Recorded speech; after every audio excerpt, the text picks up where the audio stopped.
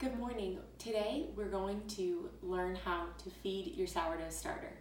Now your sourdough starter is what makes sourdough bread. It's made up of 3 ingredients: the bacteria, the flour, and the water.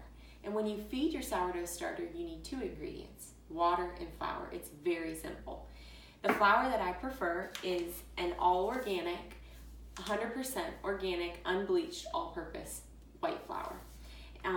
And I keep it in a canister right here, and I pick a day of the week to feed my starter. It's every Monday, and what that looks like is taking it out of my fridge. Your starter is stored in your fridge in a corner where it will be undisturbed.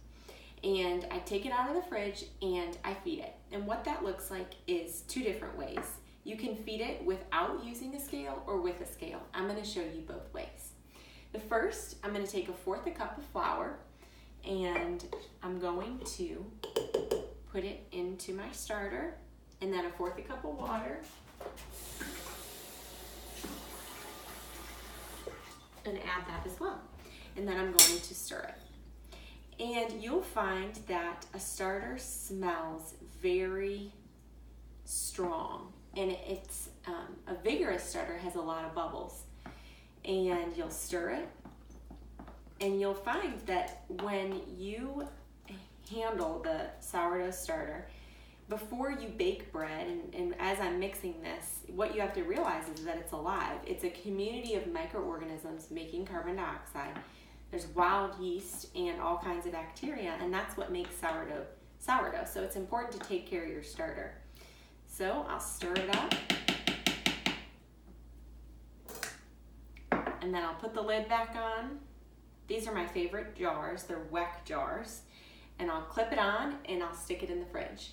Now, I'll briefly show you how to weigh it. If you prefer to weigh it, you can get a scale off Amazon for a little bit, not much. And what I'll do is I'll turn it on and I'll tare it, which means bring it to 0.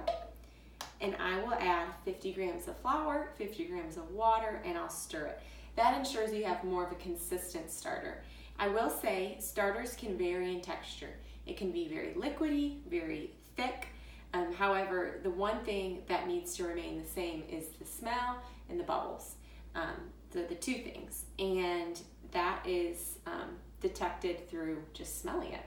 It smells strong and alive, and that is what makes sourdough bread. So I hope that helps clear up any confusion on how to feed your starter, and have a great day.